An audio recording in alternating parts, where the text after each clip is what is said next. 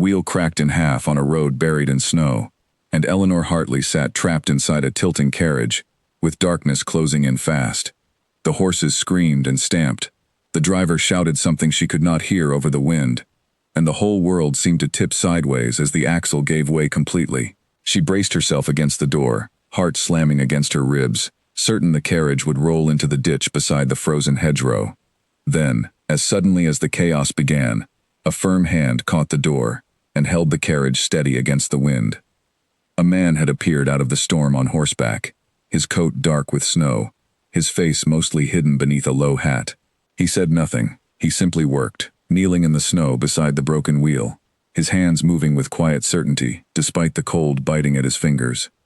Eleanor climbed down to help, though her thin gloves offered little protection, and within a few minutes the wheel was steadied enough to limp the carriage the remaining mile toward home. She thanked him breathlessly, asked his name twice, and received only a small nod before he mounted his horse again and vanished into the white curtain of falling snow. That night, Eleanor sat by a small fire in a house that had once been grand and was now cold in every room except the kitchen. Hartley Manor had not always felt this way. She remembered summers when the halls rang with laughter, when her father's laugh could be heard from the stables to the drawing room, when there had been enough coal to warm every fireplace and enough food to fill every plate without counting. That life had ended 2 years ago, when her father's investments collapsed one after another, dragging the family name down with them. He died soon after. Some said of grief, others said of shame, though Eleanor never spoke of it either way. She simply carried on, because someone had to. Her mother had died years before that, when Eleanor was still a girl learning to braid her own hair, so the task of holding the family together now fell entirely to her. Her younger sister, Margaret, was 16, and full of dreams that Eleanor did not have the heart to crush.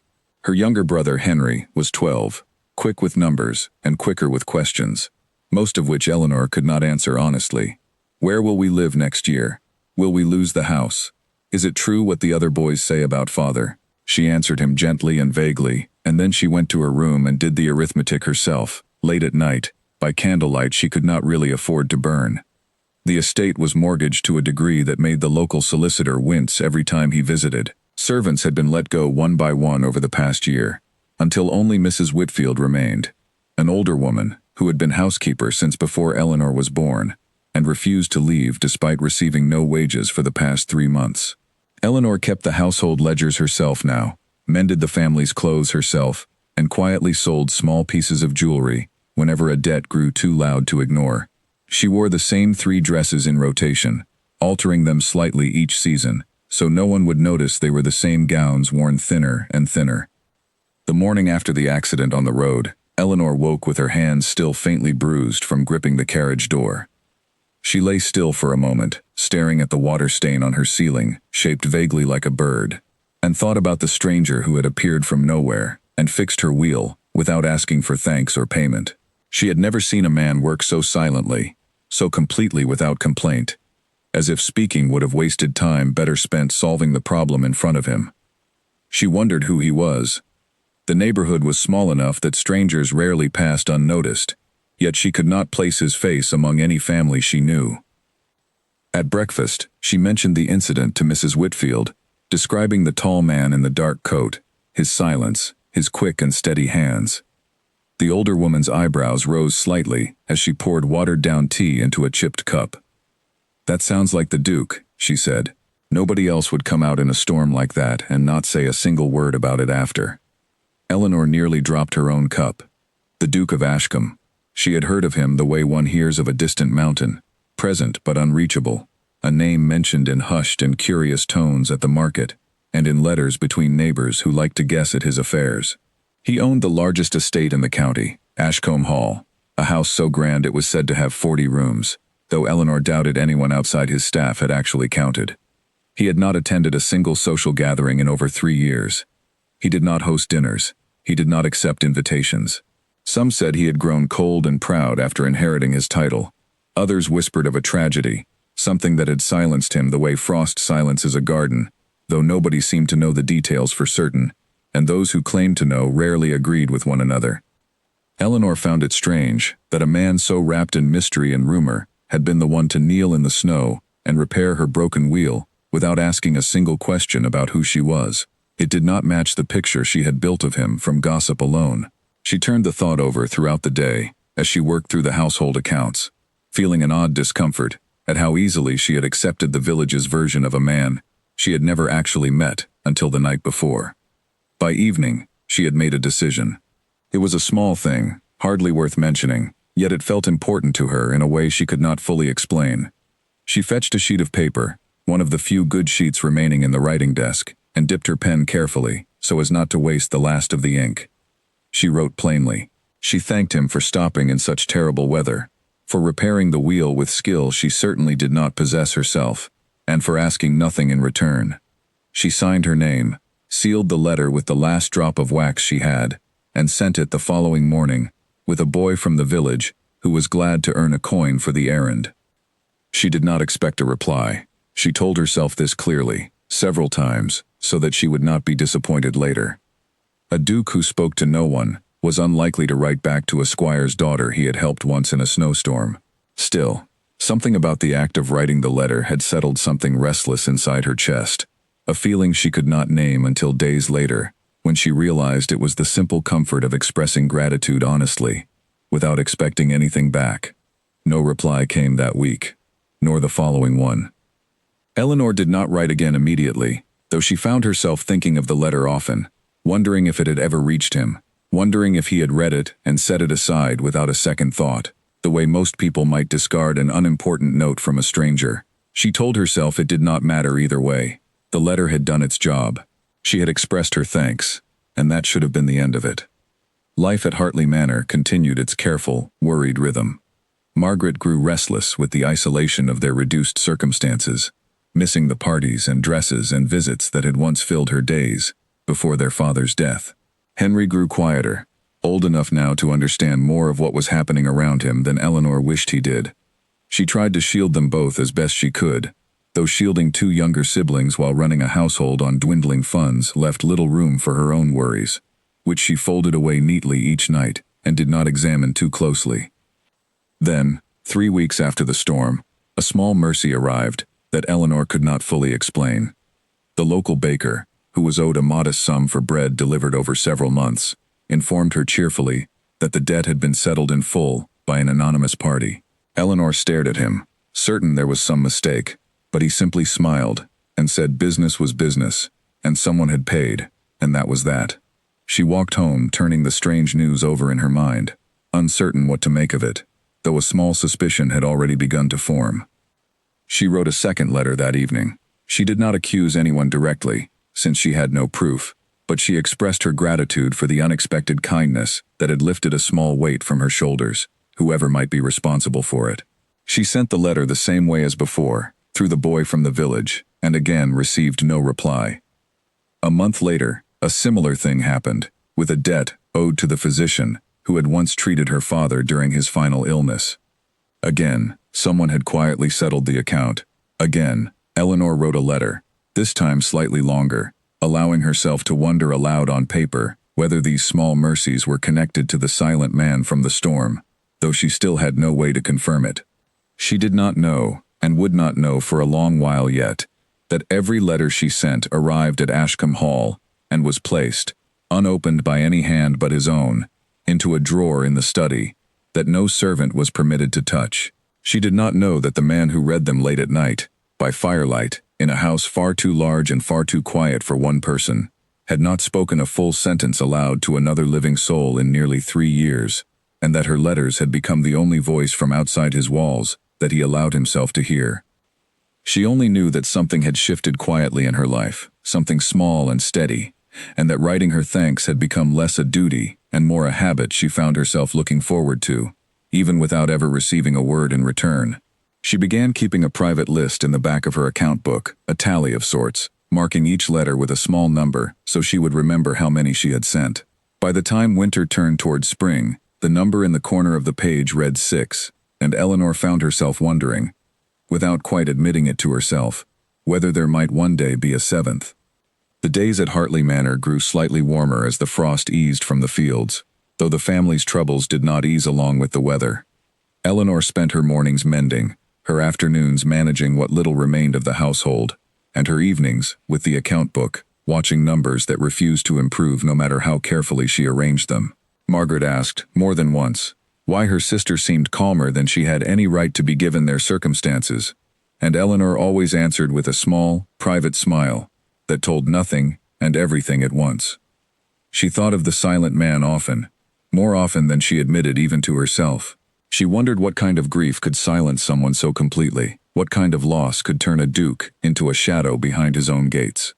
She wondered if her letters, small and simple as they were, meant anything at all to him, or whether they simply gathered dust somewhere in a house she had never seen and would likely never enter.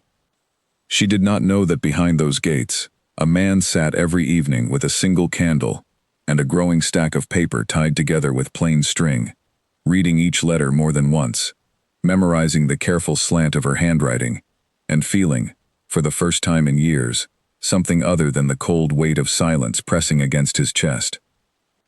Spring arrived slowly across the county, softening the hard edges of winter 1 degree at a time, and Eleanor Hartley continued writing her letters of thanks, never once suspecting how closely and how completely they were being kept. The study at Ashcombe Hall held more silence than furniture, though it held a great deal of both. Tall shelves lined every wall, filled with books that had not been opened in years, their spines untouched, their pages gathering the particular kind of dust that settles only in rooms nobody truly lives in anymore. A single desk sat near the window, and behind it sat Julian Ashworth, Duke of Ashcombe, a man the county had long since decided was either too proud or too broken to be spoken to directly, though few agreed on which explanation was closer to the truth. He did not consider himself either proud or broken, though he understood why others might reach for those words. He simply found that speech, once so easy and natural to him, had become a task too heavy to perform, without summoning memories he preferred to keep buried. 3 years earlier, he had been engaged to a woman named Grace Bellamy, a bright and quick-witted young woman who had filled Ashcombe Hall with a kind of noise he now missed more than he could properly express, which was perhaps the cruelest irony of all, given how thoroughly he had stopped expressing anything at all. The accident that took her life had happened on a road not far from where Eleanor's carriage had broken down years later, though Julian rarely allowed himself to think of the specific location, preferring instead to carry the grief as a general weight rather than a location-specific wound. He had been riding beside her carriage that evening, close enough to see it happen, too far to prevent it. In the years since, he had told himself countless stories about what he might have done differently, though none of them changed the outcome, and all of them ended the same way, with silence being the only response he could offer to a world that had taken something so completely and so suddenly.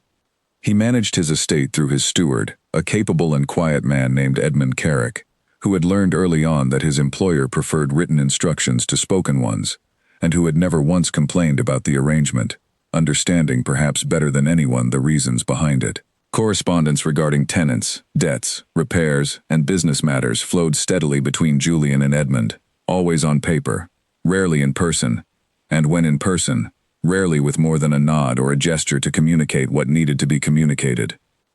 The letter from Eleanor Hartley arrived on an ordinary afternoon, delivered by Edmund along with the usual stack of correspondence regarding tenant repairs and seed purchases for the coming season.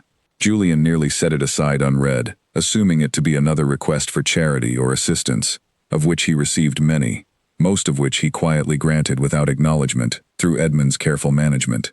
But something about the handwriting caught his attention, neat and careful despite an obvious economy of ink, as though the writer had been mindful of every drop she used. He opened it and read her simple words of thanks for the wheel he had repaired weeks earlier during the storm. He remembered the incident only vaguely, one of several small acts of assistance he performed without much thought during his solitary rides across the county, the kind of quiet help that required no conversation and therefore cost him nothing in terms of the effort speech now demanded of him. He had not expected a letter in return. He certainly had not expected to read it 3 times before setting it down. There was something in her words that struck him as unusually honest. She did not flatter him, did not ask for anything further, did not seem to know or particularly care that he was a duke rather than simply a stranger who had helped her on a difficult night. She wrote as though speaking to an equal, and Julian found himself oddly moved by the plainness of her gratitude, so different from the careful, calculated politeness he usually encountered from people aware of his title and its accompanying advantages. He placed the letter in the top drawer of his desk, rather than discarding it, telling himself it was simply an oversight, that he would dispose of it later, when he had a moment to clear his desk properly.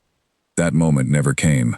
Instead, when the second letter arrived weeks later, following the quiet settlement of the baker's debt that Edmund had arranged at Julian's private instruction, he placed it beside the first, and told himself the same small lie about clearing his desk eventually. Edmund noticed the growing habit before Julian himself fully acknowledged it. The steward had worked for the Ashcombe family long enough to recognize small changes in his employer's routine, and he observed, without comment, that Julian had begun asking after the Hartley family's circumstances more frequently than seemed strictly necessary for a man simply performing routine acts of charity. When the physician's bill needed settling, Julian specified it should be done quietly, without any note or acknowledgement attached, exactly as he had done with the baker's debt, and Edmund carried out the instruction without question, though he allowed himself a small private thought about the pattern forming before him. Julian had not intended for a pattern to form. He told himself each act of assistance was simply his duty as a man of means, observing a family in obvious need. Nothing more complicated than that. Yet each time a new letter arrived from Eleanor Hartley, he found himself reading it slowly, sometimes twice, occasionally aloud in the privacy of his own study, testing the sound of his own voice against words that were not his own, since he found it easier to speak someone else's words than to summon sentences of his own construction. He began to notice things about her writing that revealed more than she likely intended, the way she never complained, even when her circumstances clearly warranted complaint. The way she mentioned her siblings with obvious tenderness, worrying over their futures more than her own. The way she wrote of small joys, a warm fire, a good harvest of vegetables from the kitchen garden, a book borrowed from a neighbor, as though she deliberately sought out reasons for gratitude, even in a life that offered her precious few of them. He found himself looking forward to each new letter, with an anticipation he had not felt toward anything in years, and the realization unsettled him as much as it pleased him. He did not reply. He told himself this was simply consistent with his general practice of communicating only through Edmund on matters of business, and that a personal reply to a woman he had met only once, briefly, in a snowstorm, would be inappropriate, and perhaps even unwelcome. Yet the truth, which he did not examine too closely, was that he feared his own voice would fail him entirely if he attempted to put words to paper meant for her eyes specifically, words that were not simple instructions regarding tenants or repairs, but something closer to feeling, something he had not allowed himself to express since the accident that took Grace from him. Instead, he kept the letters. He tied them together with plain string as their number grew, storing them in the same drawer, returning to reread them on evenings when the silence of Ashcombe Hall pressed too heavily against him. He did not examine why this practice brought him comfort. He simply allowed it to continue, the way a man recovering from a long illness might allow himself small portions of food he is not yet certain his body can properly digest, testing his own capacity for feeling in small, careful doses.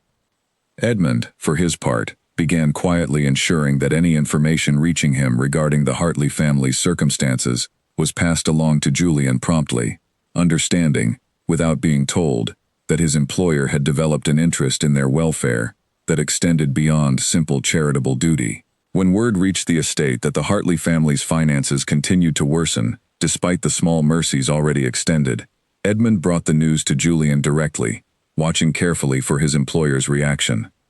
Julian said nothing aloud, as was his habit, but he wrote a brief note instructing Edmund to continue monitoring the situation and to report any further developments immediately, regardless of the hour. Edmund noted the instruction without comment, though he permitted himself, once outside the study, a small and knowing smile, the first genuine smile he had allowed himself in Ashcombe Hall in longer than he cared to remember. The seasons continued to turn.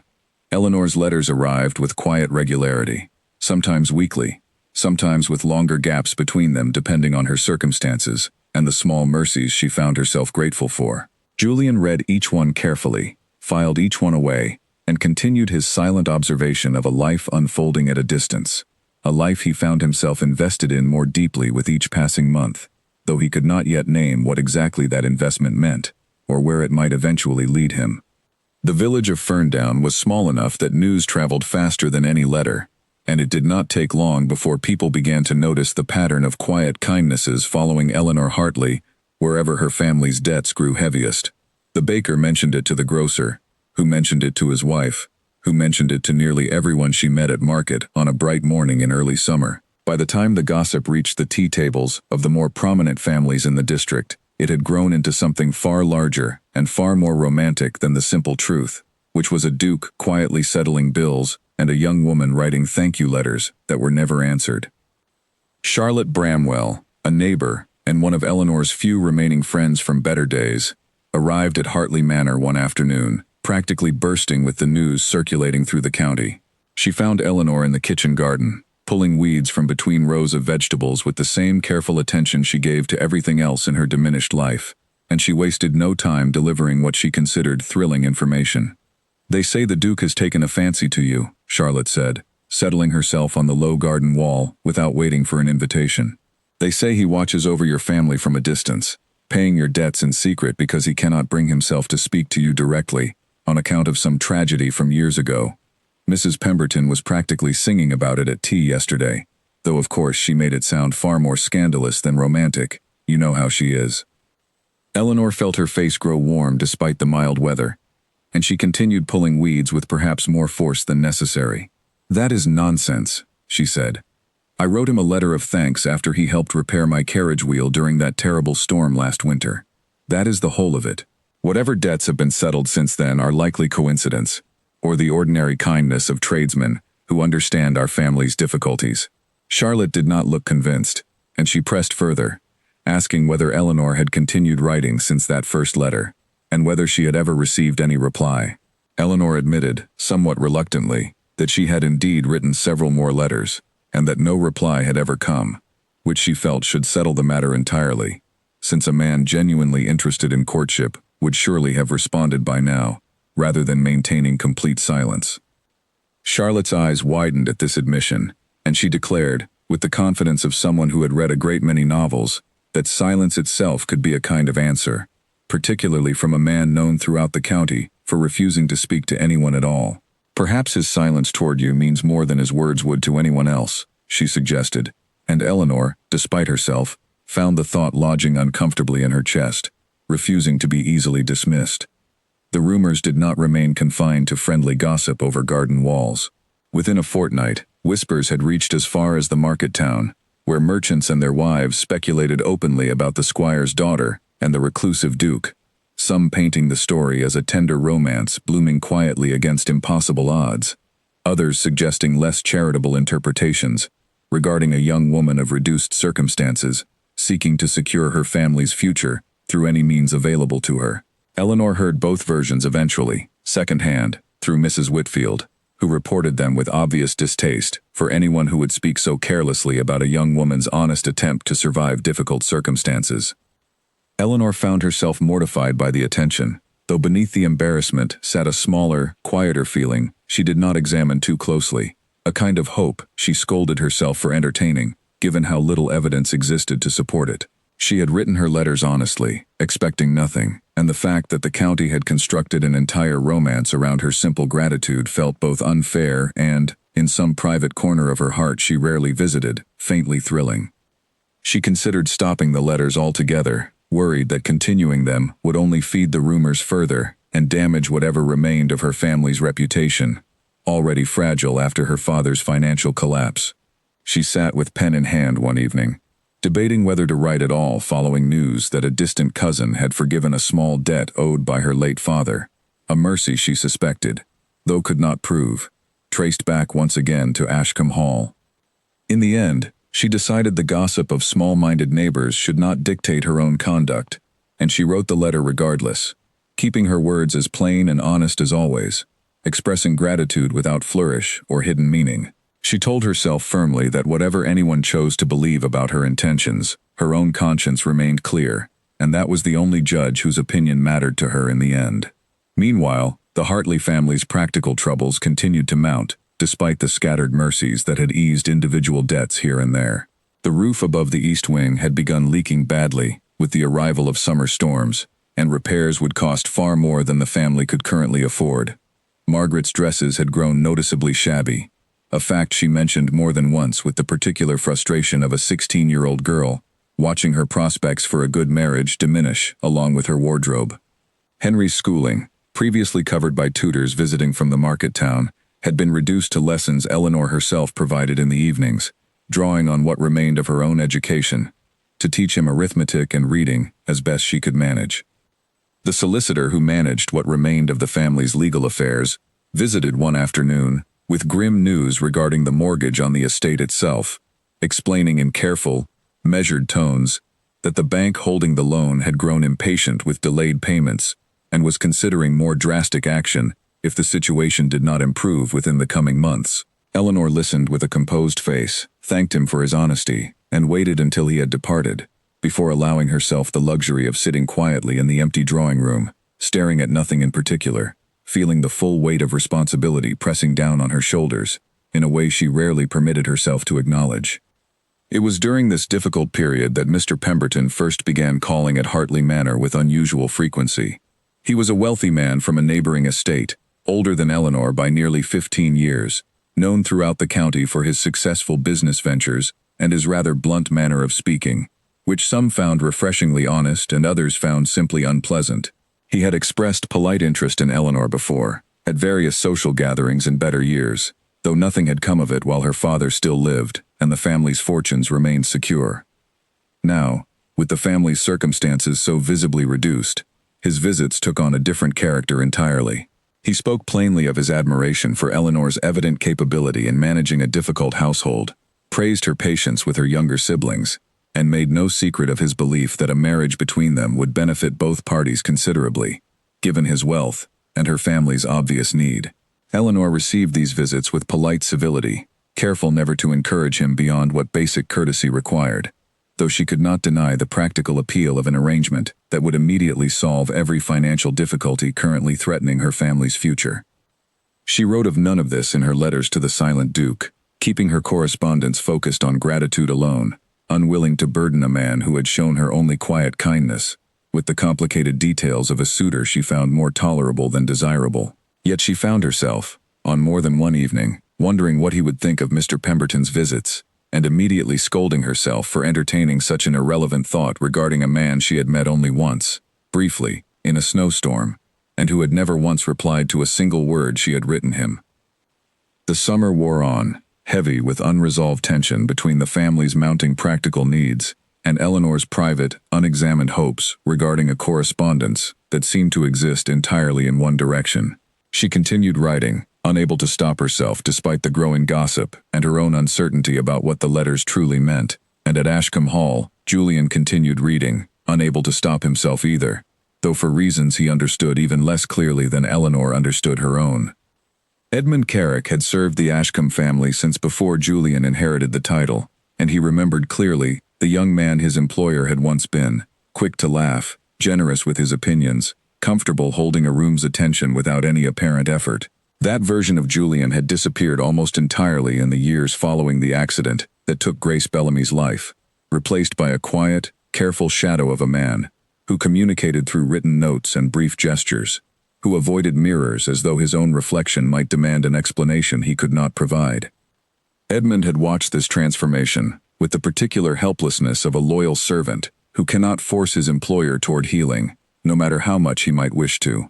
He had arranged Julian's affairs quietly for 3 years, managing tenants and finances and correspondence, never questioning the silence that had settled over Ashcombe Hall like a permanent winter fog. He had assumed, privately, that this was simply how his employer would remain for the rest of his life, a man retreated so far into grief that no path back toward the world seemed to exist. The arrival of Eleanor Hartley's letters had changed something subtle but unmistakable in that arrangement, and Edmund found himself watching the change with cautious, quiet hope.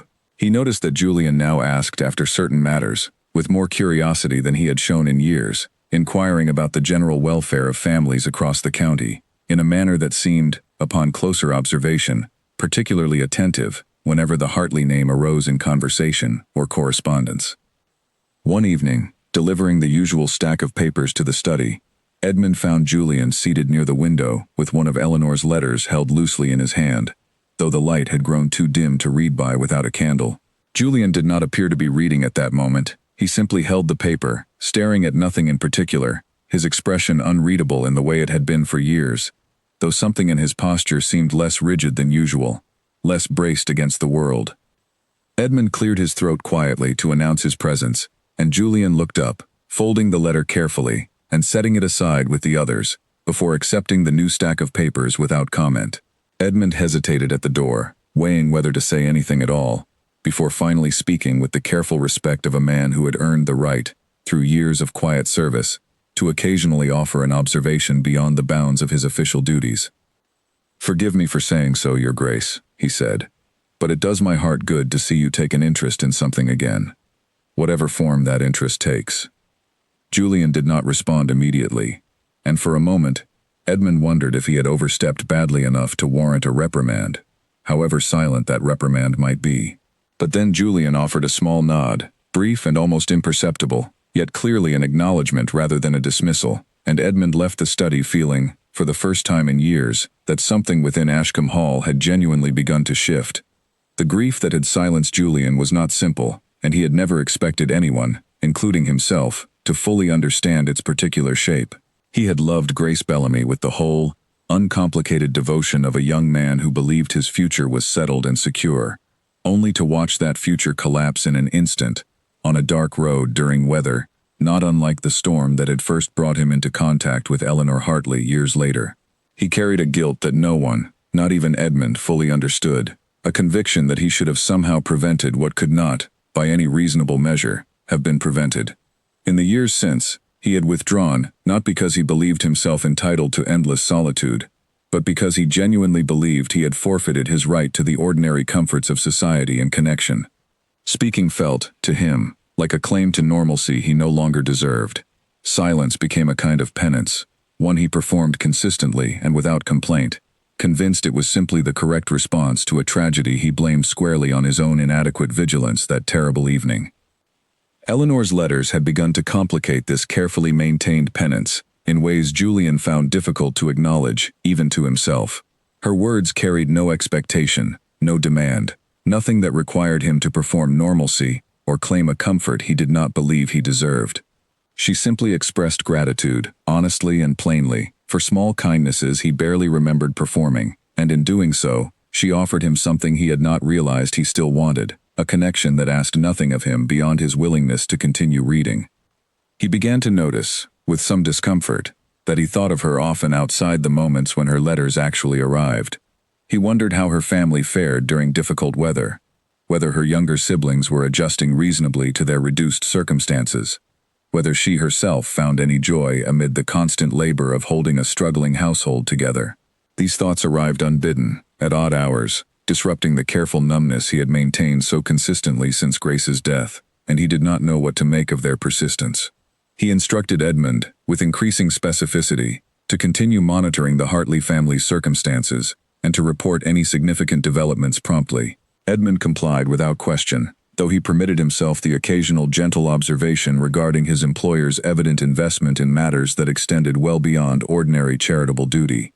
Julian did not respond to these observations directly, though he no longer dismissed them with quite the same finality he had shown in previous years.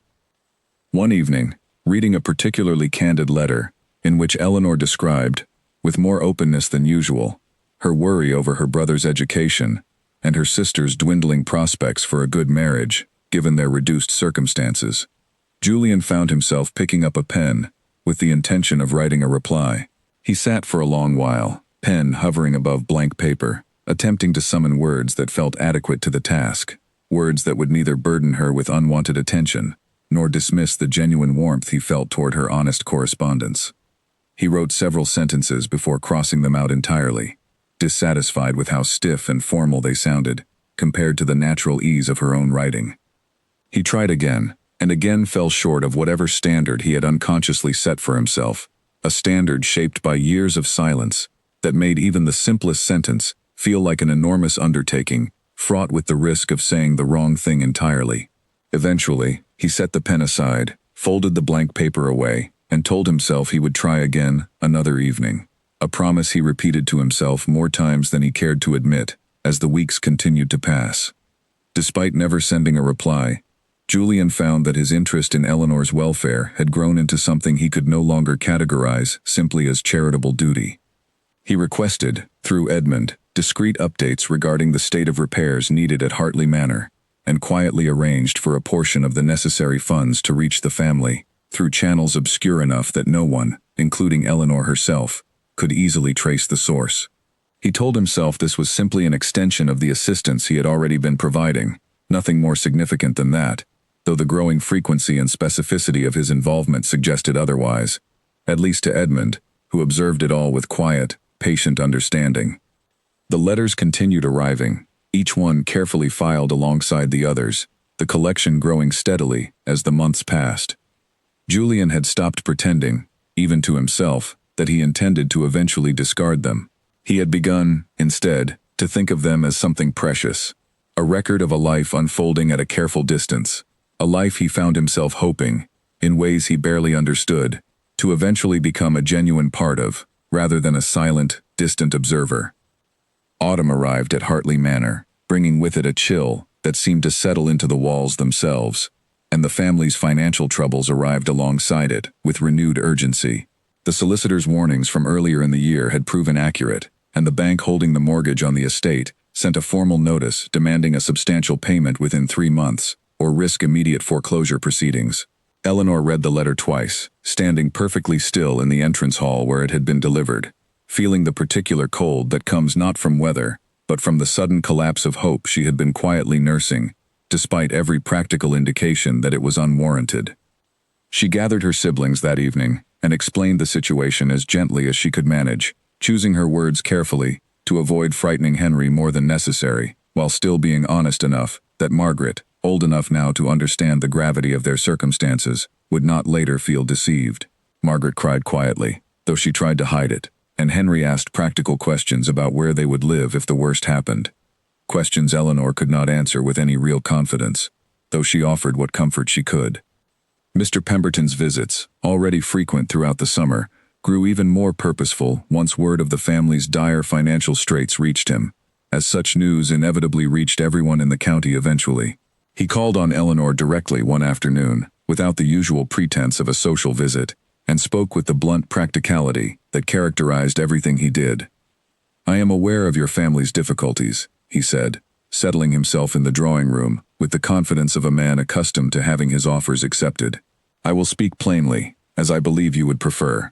I am prepared to settle the debt against this estate entirely, and to see your brother properly educated and your sister properly established, if you will agree to become my wife.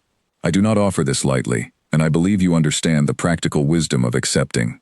Eleanor sat with her hands folded carefully in her lap, considering his words with the same careful arithmetic she applied to every other problem facing her family. Mr. Pemberton was not unkind, precisely, though his manner lacked any warmth she might have hoped for in a husband, and his tone suggested he viewed the arrangement as a transaction, rather than a partnership built on genuine affection. Yet his offer would solve every practical difficulty threatening her family's future, and she could not deny the appeal of security, however coldly it was offered. She asked for time to consider his proposal, and he granted it, with the patient confidence of a man who believed the outcome was already settled in his favor, given the family's evident lack of alternatives. After he departed, Eleanor sat alone in the drawing room for a long while, staring at the fireplace where a modest fire struggled against the growing autumn chill, turning the decision over in her mind, with an exhaustion that went beyond simple tiredness. She thought, as she often did during difficult moments, of the silent man from Ashcombe Hall, though she scolded herself immediately for the thought, recognizing its impracticality. He had never once replied to any of her letters, had never given any indication that he thought of her beyond whatever brief impulse of charity had prompted his quiet assistance over the past year. Whatever the county's gossip suggested, she had no real evidence that his interest in her welfare extended beyond ordinary kindness, and building her future around such a fragile hope would be foolish beyond measure, particularly given the urgent and very real crisis currently threatening her family's home. That evening, alone in her room, with a single candle burning low, She took up her pen with a heaviness she had not felt in any of her previous letters. She did not write of gratitude this time. She wrote, instead, of despair, allowing herself, for the first time since beginning this strange correspondence, to express the full weight of her circumstances, without the careful cheerfulness she usually maintained, even in her most difficult letters. She wrote of the mortgage notice, of Mr. Pemberton's proposal, of her exhaustion at carrying the burden of her family's survival, largely alone since her father's death. She wrote of missing her parents, of wishing she had someone to share the weight of these decisions with, rather than facing them entirely by herself. She wrote, though she barely admitted it even to herself as she formed the words, of wondering whether the silent man who had once helped her in a storm might have felt anything real toward her at all, or whether she had simply constructed an entire fantasy from a single act of ordinary kindness and her own foolish hope. She sealed the letter and set it on her writing desk, intending to send it the following morning, as she had sent all the others. But as the night wore on, and her exhaustion gave way to clearer thinking, she began to reconsider. The letter felt too raw, too revealing of feelings she had never intended to express to a man who had shown no indication of wanting such intimate knowledge of her private struggles. She decided, finally, not to send it, and instead placed it in the drawer of her own desk, intending to write a more measured letter of simple thanks once she had composed herself properly. She fell asleep before completing this task, and the unsent letter remained on her desk overnight, where a young maid tidying the room the following morning mistook it, along with the usual correspondence, for a letter awaiting delivery. The maid, new to her position and eager to prove her diligence, gathered it along with several other pieces of outgoing post, and sent it along with the boy from the village who regularly carried Eleanor's letters to Ashcombe Hall, never once suspecting the mistake she had made. Eleanor did not discover the error until later that afternoon, when she went to retrieve the unsent letter with the intention of writing something more measured in its place, only to find her desk empty of the draft she had left there the night before. She questioned the household staff with growing alarm, and the young maid, realizing her mistake, confessed tearfully that she had sent it along with the other outgoing post that morning, believing it to be ready for delivery like all the others. Eleanor felt her stomach drop with a sensation close to genuine fear. The letter contained feelings she had never intended to share, private admissions of hope and doubt that felt far too vulnerable for a man who had never once responded to anything she had written him. She considered, briefly and desperately, whether there was any way to retrieve it before it reached Ashcombe Hall, but the boy had already departed hours earlier, and there was no practical means of intercepting the delivery now. She spent the remainder of that day in a state of quiet dread, imagining the silent Duke reading her most private thoughts, perhaps with amusement, perhaps with discomfort, perhaps simply setting the letter aside without much thought at all, dismissing her admissions as the foolish sentiments of a woman under considerable strain. She could not decide which possibility troubled her more, and she found herself unable to concentrate properly on any of her usual tasks, distracted entirely by the knowledge that her private heart now sat somewhere within the walls of a house she had visited only once, years ago, during a moment of crisis on a snow-covered road. That evening, as she sat with her siblings attempting to maintain some semblance of normal routine despite her distracted state, she heard the sound of horses approaching the manor, at a pace that suggested urgency rather than the leisurely arrival of an ordinary visitor. She rose from her chair, heart pounding with an anxiety she could not fully explain, and moved toward the window to see who had arrived at such an unusual hour. At Ashcombe Hall earlier that same day, Julian had received the letter along with his usual correspondence, expecting the familiar comfort of Eleanor's gratitude expressed in her careful, economical handwriting. Instead, he found something entirely different, words that revealed a depth of struggle and doubt she had never before allowed herself to express in their long, one-sided correspondence. He read of the mortgage notice threatening her family's home, of Mr. Pemberton's proposal, offered with cold practicality rather than genuine affection, of her exhaustion, carrying burdens no young woman should have to carry alone. He read, too, her private wondering about whether he had ever felt anything real toward her, whether she had built an entire fantasy from a single act of kindness, performed without much conscious thought on his part. The words struck him with a force he had not expected, cutting through years of careful numbness with an immediacy that left him sitting perfectly still at his desk for several long minutes, unable to move, unable to think clearly, beyond the simple, overwhelming realization that she was in genuine danger of losing everything, and that a man she barely knew might be about to claim her future through an arrangement built on convenience rather than affection. Something shifted decisively within him in that moment, something that had been building slowly across the many months of her letters, finally reaching a point where silence no longer felt like an adequate response. He thought of Grace, briefly, and of the years he had spent believing that silence was the only appropriate penance for his perceived failure to protect her. But he thought too of Eleanor, very much alive, very much in need of someone willing to act, rather than simply observe from a careful distance. And he understood, with sudden clarity, that continuing his silence now would constitute its own kind of failure, no less significant than the one he had spent years grieving. He rose from his desk and called for Edmund with more urgency than he had shown in years, his voice rough and unpracticed from long disuse, yet clear enough that Edmund arrived within moments, startled by the unfamiliar sound of his employer's voice, carrying through the hall for the first time in longer than either of them cared to calculate. "Prepare my horse immediately," Julian said, his voice steadying with each word he spoke, as though speaking itself had grown easier the moment he allowed himself to begin. "I am riding to Hartley Manor tonight." Edmund, though visibly startled by both the request and the sound of his employer's voice after years of near-total silence, did not waste time with questions. He moved quickly to arrange the horse, and within a short while, Julian was riding through the county, at a pace that drew curious glances from the few people still out and about at that hour, none of whom had ever seen the reclusive Duke of Ashcombe traveling with such evident urgency toward any destination, let alone one as modest as Hartley Manor.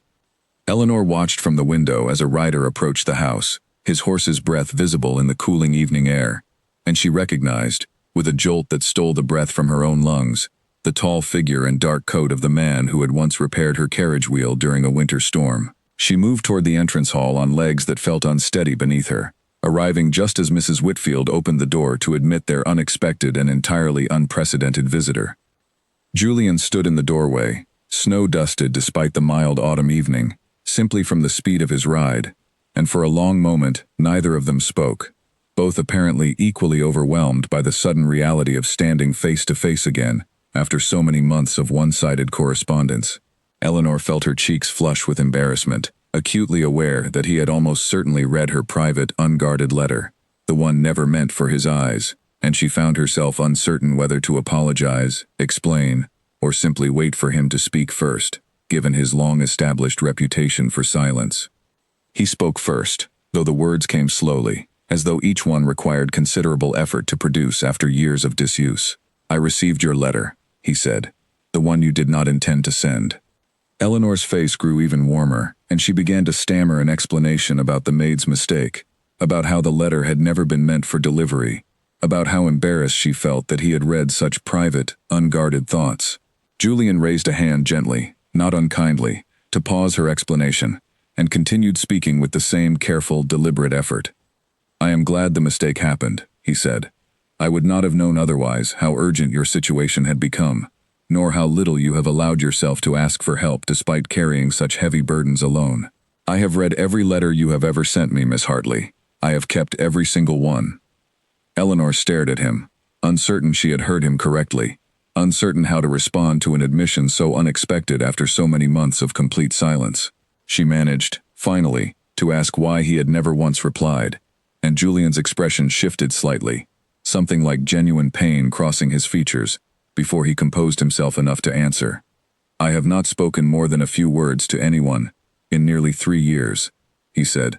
"Not since an accident took the life of a woman I intended to marry, an accident I have spent every day since believing I should have prevented. I convinced myself that silence was the only appropriate response to my own failure. Your letters became the one thing I allowed myself to look forward to, though I could never bring myself to answer them properly, fearing that speaking again would somehow diminish the memory of what I lost, or claim a comfort I did not believe I deserved." Eleanor listened, with growing understanding, the pieces of the county's various rumors finally arranging themselves into something closer to genuine truth. She had imagined many explanations for his silence over the months, but hearing the actual weight of his grief spoken aloud, however haltingly, moved her more deeply than she had expected. She found herself wanting, quite suddenly, to offer him some measure of the same comfort her letters had apparently provided him across their long, unusual correspondence. Before she could respond further, however, Julian addressed the more immediate and practical crisis that had prompted his urgent ride to her home in the first place. "I understand you have received a threatening notice regarding the mortgage on this estate," he said, "and that you are considering an offer of marriage from Mr. Pemberton as a solution to your family's difficulties. I would ask you not to accept his offer, at least not yet, until we have had the opportunity to discuss alternatives that do not require you to enter a marriage built on financial necessity alone." Eleanor felt a complicated mixture of relief and confusion at this statement, uncertain exactly what alternatives he intended to propose, though she found herself, despite every practical instinct urging caution, genuinely hoping his interest extended beyond simple charitable intervention. She agreed to delay her response to Mr. Pemberton, and Julian, visibly relieved by her agreement, promised to return within a few days, once he had arranged matters more properly, having ridden out that evening with more urgency than careful planning. He departed shortly after, leaving Eleanor standing in the entrance hall in a state of stunned disbelief, replaying the conversation in her mind over and over, uncertain whether she had truly just witnessed the county's famously silent Duke speaking more words in a single evening than most people had heard from him across the entirety of the preceding 3 years. Mrs. Whitfield, who had discreetly observed the exchange from a respectful distance, offered only a small, knowing smile as she moved to close the door behind their departed visitor, leaving Eleanor alone with thoughts that felt, for the first time in a very long while, cautiously and carefully hopeful. News of the Duke's unprecedented visit spread through the county, faster than any letter could have carried it. Within a day, it seemed every household in Ferndown had heard some version of the story, most of them wildly exaggerated from the simple truth, though the core facts remained impressive enough without embellishment. The reclusive Duke of Ashcombe, who had not spoken more than a handful of words to anyone outside his own household in 3 years, had ridden through the county at a gallop and stood in the doorway of Hartley Manor, speaking directly to Eleanor Hartley for several minutes. Charlotte Bramwell arrived at Hartley Manor the following morning, even earlier than usual, practically breathless with excitement, demanding every detail of the encounter. Eleanor, still processing the events of the previous evening herself, found it difficult to explain the conversation adequately, though she shared what she felt comfortable revealing, careful to protect the more private aspects of what Julian had confided regarding his grief and his reasons for years of silence. Mr. Pemberton, predictably, did not receive the news with any particular grace. He called at Hartley Manor that same afternoon, his usual blunt confidence replaced by something closer to irritation, demanding to know whether Eleanor intended to honor the understanding they had reached regarding his proposal. Eleanor, though nervous at confronting him directly, found unexpected courage in the memory of Julian's visit the night before, and she informed Mr. Pemberton, as gently but firmly as she could manage, that she needed additional time before providing any definitive answer, given recent developments that had complicated her decision considerably. Mr. Pemberton did not take this well, suggesting rather pointedly that Eleanor was foolish to place any hope in a duke known throughout the county for his complete withdrawal from society, a man who had shown no previous indication of genuine romantic interest in anyone since the tragedy that claimed his intended bride years earlier. He warned her, with the particular condescension of a man accustomed to being obeyed, that she risked losing both his own more reliable offer and any real prospect of security if she allowed herself to be swayed by a single unusual evening that likely meant far less than she hoped it did. Eleanor listened to his warnings with outward composure, though his words did plant a seed of doubt she could not entirely dismiss, given how little concrete indication she actually had of Julian's intentions beyond that single, admittedly remarkable visit. She thanked Mr. Pemberton for his patience and asked, once again, for a short additional period before providing her final answer, and he departed with visible dissatisfaction, though he agreed, somewhat reluctantly, to wait a few more days. Julian returned to Hartley Manor 3 days later, as he had promised, though this visit proceeded with considerably more formality than his previous urgent arrival. He came accompanied by Edmund and by his solicitor, having spent the intervening days arranging practical matters he wished to present properly, rather than through hurried, emotional gestures alone.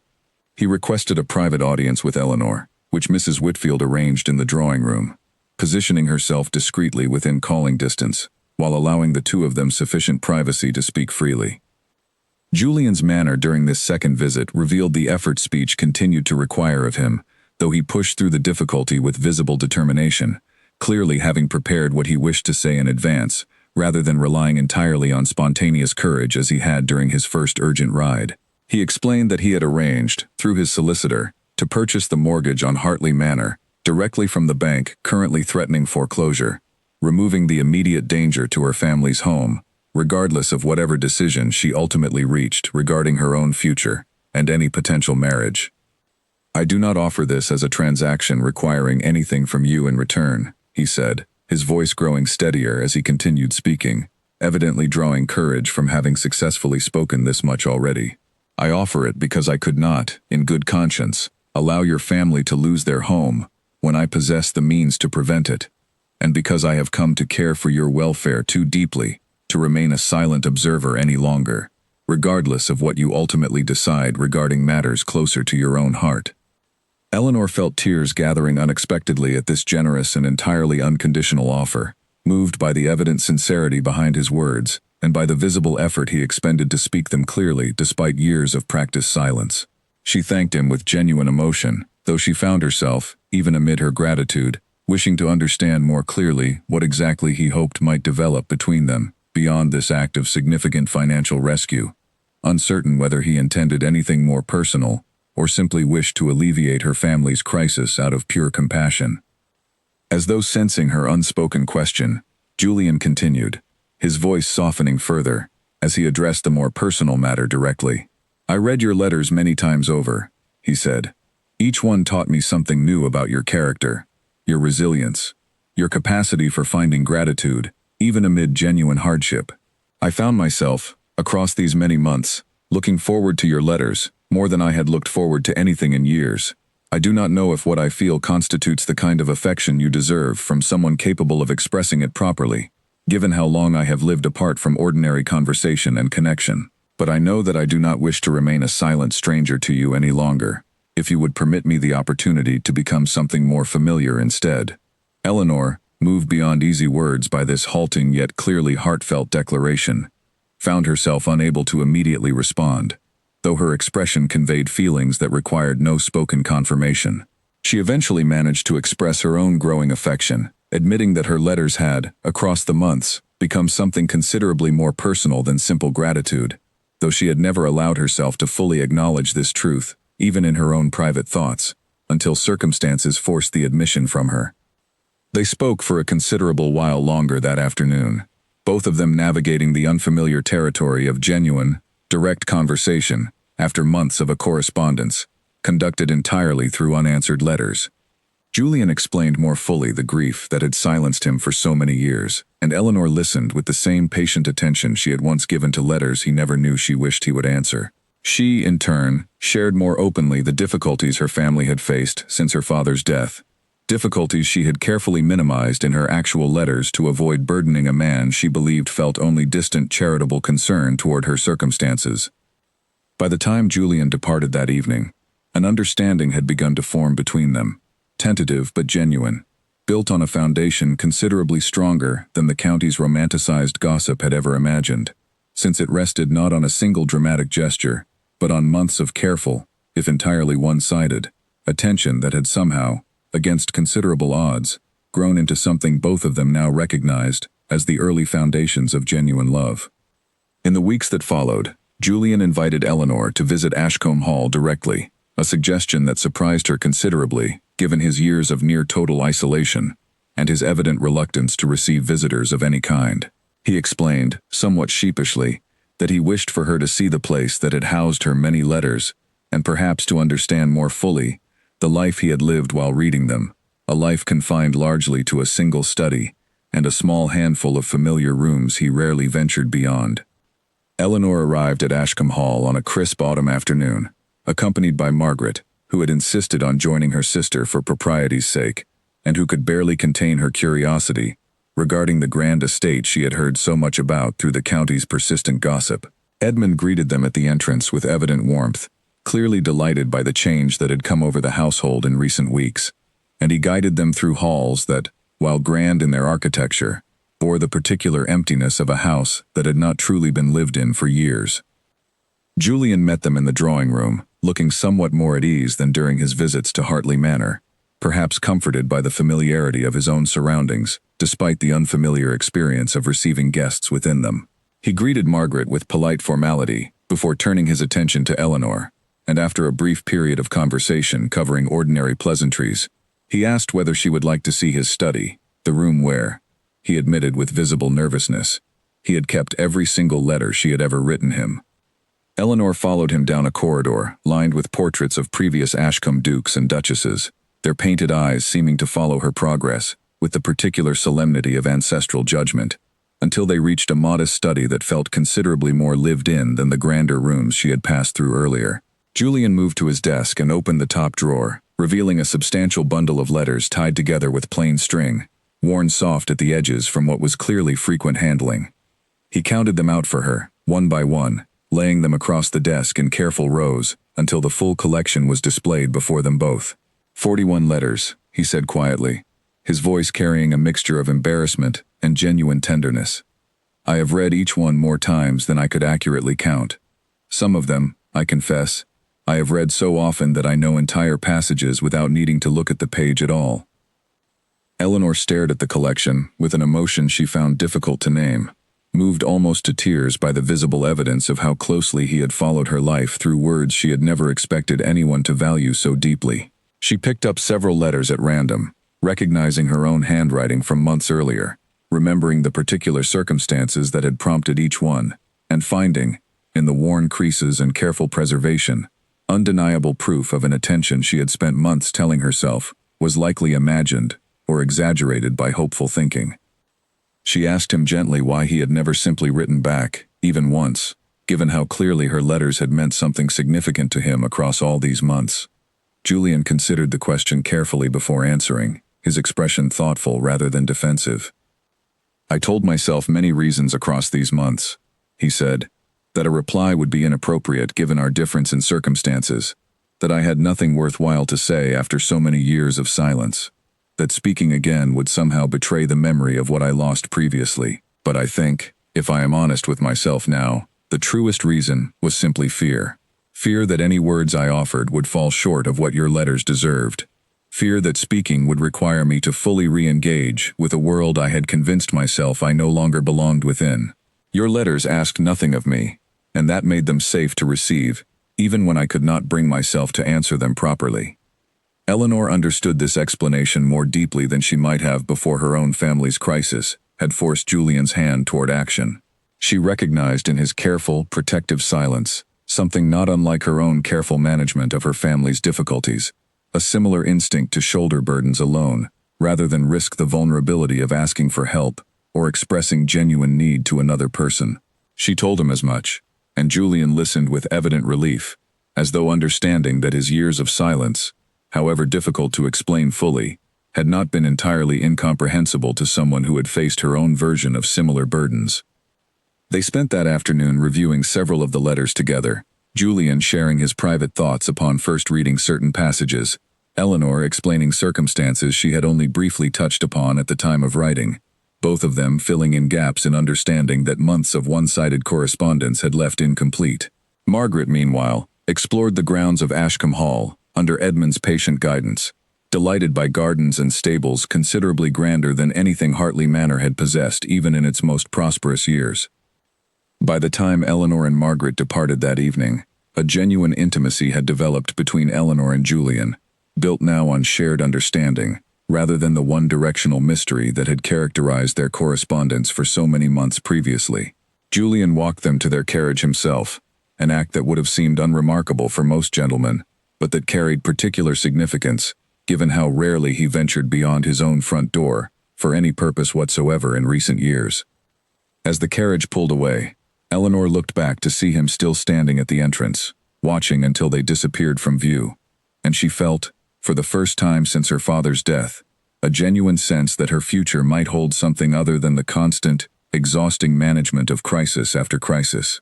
She did not yet know precisely what shape that future would take, but she found herself, for the first time in longer than she cared to remember, genuinely looking forward to discovering it.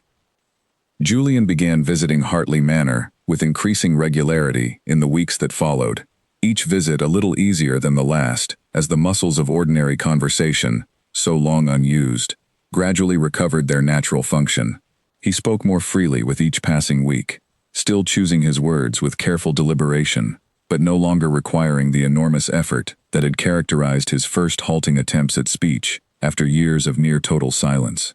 Edmund, observing these changes with quiet satisfaction, remarked to Mrs. Whitfield during one of his own visits, to arrange practical matters between the two households, that he had not seen his employer so genuinely at ease since the years before the accident that claimed Grace Bellamy's life.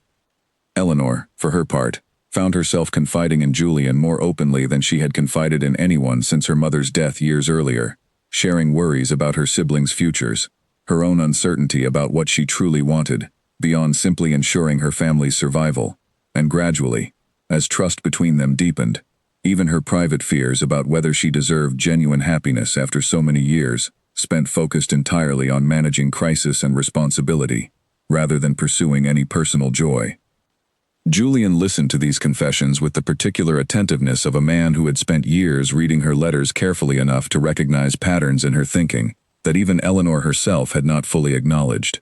He gently challenged her tendency to dismiss her own needs in favor of constant vigilance over her siblings' welfare, pointing out, with the kind of honesty only possible between two people who had built genuine trust, that Margaret and Henry would both benefit far more from a sister who allowed herself some measure of personal happiness than from one who sacrificed everything entirely for their sake, while neglecting her own well-being in the process. These conversations, difficult as they sometimes were, deepened the bond between them considerably, beyond the tentative understanding that had first formed during Julian's urgent ride to Hartley Manor. Eleanor began to see, more clearly with each passing week, the full person behind the county's rumors and legends, a man who had suffered genuine, significant loss, but who possessed, beneath the careful silence he had maintained for so long, a depth of thoughtfulness and quiet strength she found herself admiring more with every conversation they shared. Mr. Pemberton, upon learning definitively that Eleanor's affections had settled firmly elsewhere, withdrew his proposal, with considerably less grace than the situation perhaps warranted, making several pointed comments around the county regarding foolish women who preferred romantic fantasy over practical security. Eleanor heard these comments secondhand, as such things inevitably traveled through Ferndown's persistent gossip networks, and found that they troubled her considerably less than she might have expected, secure now in a connection that felt, despite its unusual origins, considerably more genuine than anything Mr. Pemberton's cold practicality had ever offered her. Margaret, meanwhile, blossomed under the gradual improvement in the family's circumstances, her natural cheerfulness returning, now that the immediate threat of losing their home had been resolved through Julian's quiet intervention. She teased Eleanor gently about her growing attachment to the Duke, though her teasing carried genuine affection and evident relief that her older sister, who had sacrificed so much of her own happiness over the past several years, finally seemed poised to receive some measure of joy in return for all her careful, patient sacrifice. Henry, too, benefited considerably from the changed circumstances, resuming proper lessons with a tutor arranged discreetly through Julian's assistance, his natural curiosity and quickness with numbers finally receiving the cultivation it deserved after months of interrupted education. He remained somewhat shy around Julian during their early encounters, uncertain how to properly address a duke who had become, quite unexpectedly, a regular and welcome presence in their household, though this shyness gradually gave way to genuine comfort, as Julian took evident care to treat him with patient respect, rather than the distant formality Henry had perhaps expected from someone of such elevated social standing. As winter approached once again, marking a full year since the storm that had first brought Eleanor and Julian together on that snow-covered road, both of them found themselves reflecting on how completely their circumstances had transformed across those 12 months. Eleanor no longer lay awake, calculating impossible sums in the family ledger, her sleepless nights now spent instead in the pleasant anticipation of Julian's next visit, or the quiet contentment of reviewing, once again, the particular letter among the 41 that had first prompted him to break his years of silence. Julian, for his part, found that speaking had become considerably easier with practice, though he suspected he would never regain the easy, natural fluency of the young man he had been before Grace's death. He had made a kind of peace, gradually, with the idea that healing did not require returning entirely to who he had once been, but rather finding a way forward that honored both his genuine grief and his equally genuine capacity for new happiness. A capacity he had believed extinguished, until Eleanor's persistent, gentle letters had proven otherwise across many months of patient, undemanding correspondence. One evening, as the first snow of the new winter began falling softly outside the windows of Hartley Manor, Julian arrived unannounced, his expression carrying a particular gravity that suggested he had something significant on his mind.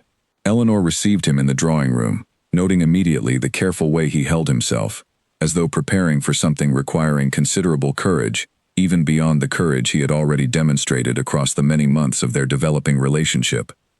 He asked to speak with her privately, and once Mrs. Whitfield had discreetly withdrawn, leaving the two of them alone beside the modest fire that warmed the drawing room against the growing winter chill outside, Julian knelt before her, drawing a small velvet box from his coat pocket, with hands that trembled slightly, despite his evident efforts to remain composed. "I have spent the past year relearning how to speak," he said, his voice steady despite the visible emotion behind his words. "I have relearned how to ride towards something, rather than away from everything. I have relearned, most importantly, how to hope for a future, rather than simply enduring each day as it comes. I owe this transformation entirely to you, to the patient, honest gratitude you offered a silent stranger who did nothing more than fix a broken wheel on an ordinary winter evening. Eleanor Hartley, I am asking you now, with every bit of courage I have managed to recover across this past remarkable year, whether you would consent to become my wife." Eleanor felt tears gathering freely now, no longer held back by uncertainty or practical calculation, and she accepted his proposal, with a joy that required no careful consideration of family debts or practical arrangements, since those matters had long since been settled through Julian's quiet, generous intervention months earlier. She simply answered from her heart, certain for the first time in years that her future held genuine happiness rather than merely survival. News of their engagement spread through the county, with considerably more accuracy than the earlier rumors had managed, since both families were now entirely open about the genuine affection that had developed between them across the past year. Charlotte Bramwell declared herself thoroughly vindicated in her earlier prediction that Julian's silence had meant more than ordinary words could have expressed, and even Mr. Pemberton, upon hearing the news, offered what passed for gracious acknowledgement, admitting privately to acquaintances that perhaps practical security was not, after all, the only measure by which a good marriage should be judged. The wedding took place the following spring, held at Ashcombe Hall itself, in gardens that had not seen such joyful celebration in many years. Margaret served as her sister's attendant, radiant with happiness for Eleanor's transformed circumstances, while Henry stood proudly beside Edmund, who had become something of a mentor to the boy across the months since Julian's household had opened itself once again to genuine connection with the Hartley family. Mrs. Whitfield wept openly throughout the ceremony, declaring to anyone who would listen that she had known, from that very first letter Eleanor had written after the storm, that something remarkable would eventually come of such honest, persistent gratitude. Julian spoke his vows clearly, his voice carrying easily across the assembled guests, without any trace of the halting effort that had characterized his first attempts at conversation just a year earlier. He had, in the months leading up to the wedding, gradually reintegrated himself into the broader society he had avoided for years, attending small gatherings, exchanging pleasant conversation with neighbors he had once studiously ignored, rediscovering, piece by careful piece, the natural ease with people that had characterized him before Grace's death had silenced him so completely. He had not forgotten Grace, nor did Eleanor ever ask him to. Instead, she had encouraged him, gently, to speak of her when he wished, to honor the memory of that earlier loss, rather than burying it beneath forced silence. And Julian found, somewhat to his own surprise, that acknowledging his past grief openly made room for genuine present happiness, in a way that years of silent penance never had. He kept a small portrait of Grace in his study still, though the room itself had transformed considerably from the dust-covered shrine to isolation it had once been, now filled instead with the comfortable clutter of a life actively being lived, rather than merely endured. The 41 letters remained carefully preserved, moved now to a place of honor within the study, rather than hidden away in a drawer, a physical record of the unlikely correspondence that had brought them together against considerable odds. Eleanor sometimes reread them herself, remembering the particular circumstances behind each one, marveling at how completely her simple habit of expressing gratitude, begun without any expectation of reward or recognition, had ultimately transformed both her own life and the life of a man she had initially known only as a silent stranger on a snow-covered road. On the evening of their wedding day, as the celebration wound down and the guests gradually departed, Julian led Eleanor to his study one final time, where a fresh sheet of paper sat waiting on his desk, beside a properly sharpened pen. He explained, with the particular tenderness that now came naturally to him after a year of gradual healing, that he wished to write her one final letter, a 42nd addition to the collection that had begun their entire remarkable story. He sat and wrote slowly, carefully, no longer struggling for words the way he once had, and when he finished, he handed the letter to Eleanor directly, rather than filing it away in a drawer, as he had done with all of hers across that long year of silence. She read it there in the quiet study, surrounded by the shelves of books that had once gathered dust but now showed signs of regular use. And she found, in his simple, heartfelt words of love and gratitude, for the transformation her honest kindness had brought into his life, the perfect answer to every letter she had ever written him, finally and completely returned. Outside, the last of the wedding guests made their way home, through gardens touched by early spring, while inside, Ashcombe Hall, a house that had once held nothing but silence, now held laughter, conversation, and the quiet, steady joy of two people who had found their way toward each other through nothing more than patient honesty and 41 letters of gratitude, faithfully kept, and finally, completely answered.